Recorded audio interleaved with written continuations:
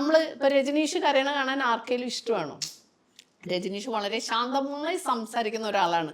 രജനീഷ് എന്നെ പോലെ ഈ ഒച്ച ഉയർത്തി വളരെ അസഹിഷ്ണുതയോടെ ഷൗട്ട് ചെയ്ത് സംസാരിച്ച ഈ രജനീഷിനോടുള്ള ഇഷ്ടം സ്വാഭാവികമായിട്ടും പോകും അല്ലേ? എന്നെ പരിചയമുള്ള എന്നെ സ്നേഹിക്കുന്ന ആളുകളുടെ അന്നമ്മ എങ്ങനെയാണ്? എപ്പോഴും ചിരിക്കുന്ന, കുറുമ്പ് കാണിക്കുന്ന, ദേഷ്യം വന്നാൽ ദേഷ്യം കാണിക്കുന്ന, സ്നേഹം വന്നാൽ സ്നേഹിക്കുന്ന. പൊതുവെ എവിടെ വെച്ച് കണ്ടാലും നമ്മളിപ്പോൾ സാധാരണ സെലിബ്രിറ്റീസ് എന്ന് പറയും, നമ്മളൊന്നും സെലിബ്രിറ്റീസ് അല്ല, നമ്മളൊക്കെ സാധാരണ ജീവിതം നയിക്കുന്ന, സാധാരണ കൃഷി ചെയ്ത് ജീവിക്കുന്ന കുറച്ച് ബിസിനസ്സൊക്കെയുള്ള സ്ത്രീയാണ്. അപ്പം നമ്മുടെ ചാനലിൽ കാണുന്ന ഒരാൾ നമ്മളെക്കുറിച്ചൊരു ധാരണ ഉണ്ടാവും, നിങ്ങളുടെ സ്വന്തം അന്നമ്മ എന്നാണ് എല്ലാവരോടും ഞാൻ പറയുന്നത്. എനിക്ക് എൻ്റെ ഭർത്താവിൻ്റെയും മക്കളുടെ കൂടെ പുറത്തു പോകാൻ പോലും ഇഷ്ടമില്ല. കാര്യം എന്താണെന്നറിയോ? അവര് ഭർത്താവിനെയും മക്കളെ കാണുമ്പോൾ ഇതാര് എന്നുള്ളൊരു തോന്നലാണ്. അവരുടെ മനസ്സിലാരാണ്? ഞാൻ അവരുടെ സ്വന്തം അന്നമ്മയാണ്. അപ്പൊ അവർക്കൊരു പേടിയാണ്, ഈ ചാനലിൽ കാണുന്ന ആള് തന്നെയാണോ പുറത്ത് കാണുന്നത്. ആദ്യമൊക്കെ നമ്മളിങ്ങനെ പുറത്ത് പോകുമ്പോൾ നമ്മളിങ്ങനെ നമ്മുടെ സ്വാഭാവികമായിട്ട് നമ്മുടെ മുഖത്ത് എന്തെങ്കിലുമൊക്കെ ചിന്തകളാണ്, ചിരി വരാറില്ല. പിന്നെ ഞാനിപ്പോൾ എപ്പോൾ പുറത്ത് പോയാലും ഒരു ചിരി മുഖത്തുണ്ട്. കാര്യം എന്താണെന്നറിയോ? പലരും നമ്മളെ കാണുമ്പോൾ ആ ചിരി ഇല്ലെങ്കിൽ നമ്മുടെ അടുത്ത് വരാൻ ധൈര്യമില്ല. വന്നാലും എങ്ങനെയാണ്?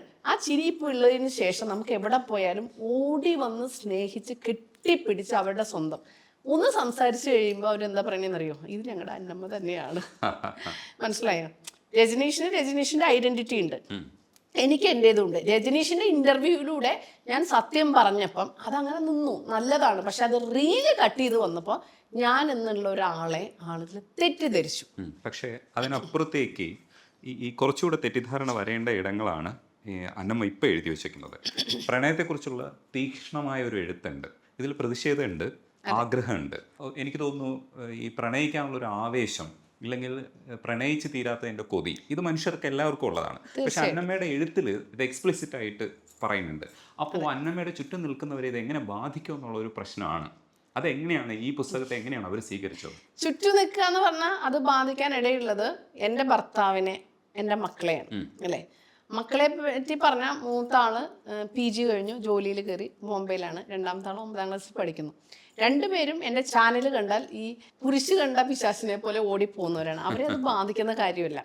അവരെ ബാധിക്കുന്ന അവരുടെ എഴുത്ത്, അവരുടെ വായന, അവരുടെ ചാനൽസ്. അതിൽ നമ്മൾ അയിത്തം കൽപ്പിക്കപ്പെട്ടവരാണ്. പിന്നെ ആരെങ്കിലും ഫ്രണ്ട്സ് അവരോട് സംസാരിക്കുന്നതും ചോദിക്കുന്നതും അവര് ഇഷ്ടത്തോടെയാണ്. നിങ്ങൾ എത്ര ഹാപ്പിയാണ്, നിങ്ങൾക്ക് എന്തൊക്കെ സാധനങ്ങൾ തരുന്നു, ഇവിടെ വടിയെടുത്തിട്ടാണ് തീറ്റിക്കുന്നത്. അപ്പം അവരെ അത് ബാധിക്കുന്നില്ല. ബാധിക്കാൻ സാധ്യതയുള്ള ഒരേ ഒരാളാരാണ്? എൻ്റെ പ്രിയപ്പെട്ട എൻ്റെ ഭർത്താവാണ്. ഈ ഭർത്താവിനെ കുറിച്ചാണ് ഏറ്റവും വലിയ എന്താ പറയുക വെടി ഞാൻ പൊട്ടിച്ചിട്ടുള്ളത്. ജോഷ് ടോക്കിലാണ് പറ്റുന്നത്. ഞാൻ എൻ്റെ ഭർത്താവിനെ പ്രണയിച്ച് കല്യാണം കഴിച്ചതല്ല, സത്യത്തിലൊരു പ്രണയ വിവാഹമായിരുന്നു. പൊതുവെ ഞാനൊരു പ്രാക്ടിക്കൽ കല്യാണമാണ് ഞാൻ കഴിച്ചത്. ആൾക്കെന്നെ വളരെ ഇഷ്ടമായിരുന്നു. ലോകത്തിൽ ഇതുപോലെ എന്നെ സ്നേഹിക്കാനും എന്നെ സംരക്ഷിക്കാനും എൻ്റെ പാരൻസിന് പോലും കഴിയില്ല. അവരെന്നെ 20 വർഷം 18 വയസ്സ് വരെ നോക്കിയിട്ടുള്ളൂ. എൻ്റെ ഭർത്താവ് ഇപ്പോൾ അതിനുശേഷം 26 വർഷം കഴിയുന്നു. എൻ്റെ ഭർത്താവ് മാത്രം ആയിട്ടല്ല പുള്ളി നോക്കുന്നത്, എന്നെ ഒരു കുഞ്ഞിനെ പോലെയാണ്. എൻ്റെ മക്കളേക്കാൾ കൂടുതലായിട്ട് എന്നെ കെയർ ചെയ്യുന്നു, സ്നേഹിക്കുന്നു. ഞാൻ കല്യാണത്തിന് മുമ്പ് ഓർമ്മ വെച്ച നാൾ മുതൽ എന്താണ് ഞാൻ, എങ്ങനെയാണ് ഞാൻ അറിഞ്ഞ് കണ്ടു വളർന്ന ആളാണ് ആൾ. കാരണം ഞങ്ങൾ നെയ്ബേഴ്സ് ആയിരുന്നു. എൻ്റെ സങ്കടങ്ങളും എൻ്റെ ബുദ്ധിമുട്ടുകളും എല്ലാം അറിയാം. അപ്പം ലോകത്തിൽ പിന്നെ വേറൊന്നും കൂടെ പുള്ളിക്കറിയാം. ലോകത്തിൽ ആരെന്ത് പറഞ്ഞാലും ആളുടെ മുമ്പിൽ ഞാൻ സത്യമേ പറയുള്ളൂ. ഞാൻ എന്ത് കള്ളത്തരം കാണിച്ചാലും എന്നേക്കാൾ മുമ്പ് അതാരാണ് മനസ്സിലാക്കുക? എൻ്റെ ഭർത്താവാണ്. അപ്പം ഞങ്ങളുടെ ഇടയിൽ ആ ഒരു അണ്ടർസ്റ്റാൻഡിങ് ഉണ്ട്, ആ ഒരു സ്പേസ് ഉണ്ട്. പിന്നെ ഞാൻ എഴുതിയതിൻ്റെ ഏറ്റവും കൂടുതൽ തീവ്രമായ അനുഭവത്തിൻ്റെ വേദനയും ബുദ്ധിമുട്ടും ഭ്രാന്തും ഏറ്റവും കൂടുതൽ തിരിച്ചറിഞ്ഞിട്ടുള്ളതും കണ്ട് സഹിക്കാൻ വയ്യാതെ എൻ്റെ കൂടെ നിന്നിട്ടുള്ള ആളുമാണ് എൻ്റെ ഭർത്താവ്. അപ്പം ഞാൻ എന്താണെന്ന് ഏറ്റവും കൂടുതൽ നന്നായിട്ട് മനസ്സിലാക്കുന്ന ഒരാൾക്ക് ഞാൻ എഴുതിയതിനെക്കുറിച്ച് ഒരു തെറ്റിദ്ധാരണ തോന്നേണ്ട കാര്യമില്ല. പിന്നെ ഞങ്ങൾ രണ്ടുപേരും സ്വന്തമായിട്ട് വീട്ടുകാർ കല്യാണം നടത്തി തന്നെങ്കിൽ പോലും സ്വന്തമായിട്ടൊരു ഡിസിഷനിൽ ഞങ്ങൾ ഒരുമിച്ച് ജീവിതം തുടങ്ങിയതാണ്. ഞങ്ങൾ സമൂഹത്തെ ബോധിപ്പിക്കാനായിട്ട്, മറ്റുള്ളവരെ ബോധിപ്പിക്കാനായിട്ട് ഒന്നും ചെയ്തിട്ടില്ല, ചെയ്യാൻ ആഗ്രഹിക്കുന്നുമില്ല. എനിക്ക് ആകെ ഒരാളെ ബോധിപ്പിക്കാനുള്ളൂ. ഒന്ന് മുകളിലുള്ള ആളെല്ലാം കാണുന്നുണ്ട്, കേൾക്കുന്നുണ്ട്. എൻ്റെ ഭർത്താവിനെ. ആൾക്കൊന്നും ബോധിപ്പിച്ച് കൊടുക്കേണ്ട കാര്യമില്ല. കാരണം ആള് ഉള്ളകയിൽ എന്ന പോലെയാണ് എന്നെ കൊണ്ട് നടക്കുന്നത്. ഞാൻ ഞാൻ ചിരിക്കാൻ പോവുകയാണെന്ന് എന്നേക്കാൾ മുമ്പ് ഒരു പക്ഷേ ആൾക്കറിയാം. എനിക്ക് സങ്കടം വന്നാൽ അതിനേക്കാൾ കൂടുതലായിട്ട് ആൾക്കറിയാം. ഒരുപാട് കോൺട്രഡിക്ഷൻ വന്നിട്ടുണ്ടെങ്കിൽ എൻ്റെ കൂടെ നിൽക്കുന്ന ആളാണ്. ഇനി ആൾക്ക് ഇഷ്ടമില്ലാത്ത കാര്യം ചെയ്താൽ അത് ആൾ മിണ്ടാതിരിക്കും, അതിനുള്ള സ്പേസ് ഉണ്ട്. കുട്ടികളെ, ഏത് കുട്ടികൾ വന്നാലും ആദ്യം ഓടിച്ചെല്ലുക ആളുടെ നെഞ്ചിലേക്കാണ്. എൻ്റെ 2 മക്കളെയും വളർത്തിയത് ഒരു ആയയോ അല്ലെങ്കിൽ സാധാരണ കല്യാണം കഴിഞ്ഞിട്ട് പ്രസവ ശേഷം പെൺകുട്ടി എങ്ങോട്ടാ പോവുക? അമ്മ പെണ്ണിൻ്റെ വീട്ടിലേക്കാണ്. ഞാൻ ഇത്രയും പ്രസവിച്ചിട്ട് എന്നെ ഫുള്ള് നോക്കിയതാരാണ്? എൻ്റെ ഭർത്താവാണ്, എൻ്റെ അമ്മയല്ല. ഒരേ ഒരു തവണ തന്നെ, ആദ്യത്തെ തവണ എൻ്റെ കുഞ്ഞ് മരിച്ചതിന് ശേഷം മാത്രമാണ് ഞാൻ എൻ്റെ വീട്ടിൽ പോയിട്ടില്ല. അന്ന് എനിക്ക് 22 വയസ്സേ ഉള്ളൂ. ഒന്നും അറിയില്ല, ഒന്നും.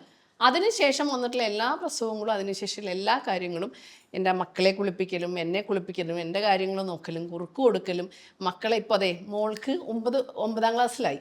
ഇപ്പോഴും രാവിലെ വാരിക്കൊഴുത്ത് സ്കൂളിൽ വിടുന്നതും അവൾ കുളിച്ചിറങ്ങുമ്പോൾ പുറത്ത് നിൽക്കും തോർത്തുമായിട്ട്. ഞാൻ വഴക്ക് പറയും, നിങ്ങൾ എന്തൊരപ്പനാന്ന്. അപ്പം അവരെ നോക്കുന്നതിനേക്കാൾ കൂടുതൽ കരുതലായിട്ട് കൊണ്ട് നടക്കുന്ന ആളാണ് എൻ്റെ ഭർത്താവ്.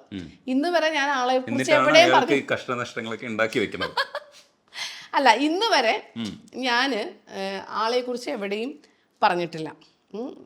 ഞാൻ വിചാരിക്കുന്നത് എന്താണ്, ഞാനും ആളും സെപ്പറേറ്റ് അല്ല, ഞങ്ങൾ ഒന്നാണ്. ഞങ്ങൾ തമ്മിൽ വഴക്കൂടാറുണ്ട്, പിണങ്ങാറുണ്ട്, ഞാൻ ഇടയ്ക്ക് പിണങ്ങി പോകാറുണ്ട്. അതേപോലെ തിരിച്ചിങ്ങോട്ട് വരുന്ന ആൾക്കറിയാം, ആൾ മൈൻഡ് ചെയ്യാറില്ല. കാരണം എങ്ങനെയാണ് എന്നെ ട്രീറ്റ് ചെയ്യണമെന്ന് എൻ്റെ വീട്ടുകാർക്ക് അറിയില്ലായിരുന്നു, എൻ്റെ സുഹൃത്തുക്കൾക്ക് അറിയില്ല. പക്ഷെ ആൾക്ക് നല്ല നീറ്റായിട്ട് അറിയാം. അപ്പം എന്നെ ഒരിക്കലും ക്രിട്ടിസൈസ് ചെയ്യാൻ ആൾ ശ്രമിച്ചിട്ടില്ല. ഞാൻ ചോദിച്ചു വന്നത് പ്രണയത്തിന്റെ തീക്ഷ്ണമായ അനുഭവങ്ങളെ കുറിച്ച് എഴുതുമ്പോൾ ഈ ഒരു പ്രണയദാഹം മനസ്സിലുണ്ട്, അതിപ്പോഴും ഉണ്ടല്ലോ. അതിനെ എക്സിക്യൂട്ട് ചെയ്യുന്നത് എങ്ങനെയാണ്? അതായത് എഴുത്തിനപ്പുറത്തേക്ക് അത് നമുക്ക് രജനീഷ് കല്യാണം കഴിച്ചതാണ്, അതെ അല്ലേ? രജനീഷ് സത്യസന്ധമായിട്ടേ മറുപടി പറയാവുള്ളൂ. തീർച്ചയായിട്ടും ഇന്റർവ്യൂ തിരിച്ചാണ്. മനസ്സിലായി.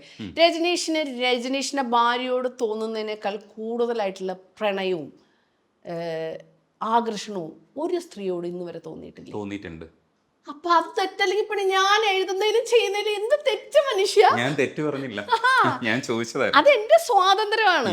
ഞാൻ പറഞ്ഞല്ലോ, ഞങ്ങൾക്ക് 2 പേർക്കും 2 പേരുടെയും സ്പേസ് ഉണ്ട്. ഞാനാണുള്ള ഭാര്യയാണ്, 2 കുഞ്ഞുങ്ങളുടെ അമ്മയാണ്, ഈ കുടുംബത്തിലെ നാഥയാണെങ്കിൽ പോലും എനിക്ക് എൻ്റെതായിട്ടുള്ള ഒരു വ്യക്തിത്വം ഉണ്ട്. ആ വ്യക്തിത്വം അംഗീകരിക്കും, അതിനുള്ള സ്പേസ് തരികയും ചെയ്യുന്നതുകൊണ്ടാണ് 26 വർഷമായിട്ട് ഞങ്ങളുടെ വിവാഹ ജീവിതം ഏറ്റവും മനോഹരമായിട്ട് പോകുന്നത്.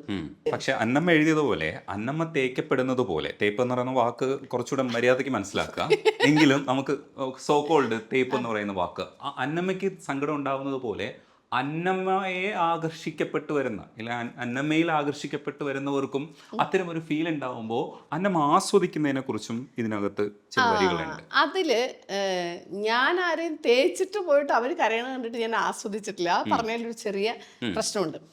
ഇപ്പോൾ നമ്മളെ ഒരാൾ ഇപ്പം നല്ലൊരു പാട്ട് കേട്ടാൽ നമുക്കതിനോട് ഇഷ്ടം തോന്നും, പ്രണയം തോന്നും.